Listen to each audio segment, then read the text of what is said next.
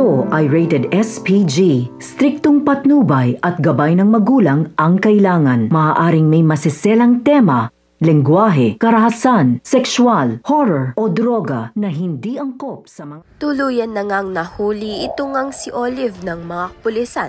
Kaya naman nga't matutuldukan na nga ang masama niyang ginagawa dito nga kay Mookie.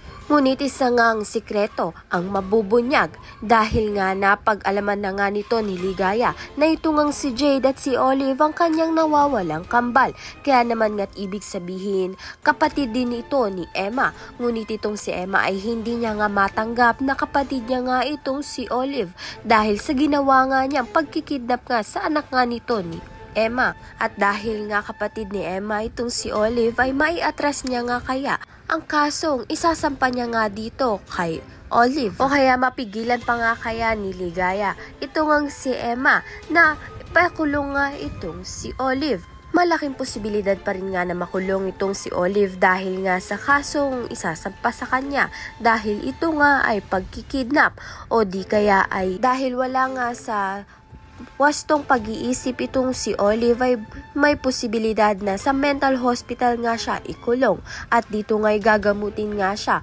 upang ngang maitama na nga niya ang mga pagkakamali niya kay Mookie. Ayan at iba pa ang dapat nating pakabangan. Maraming salamat sa iyong panonood.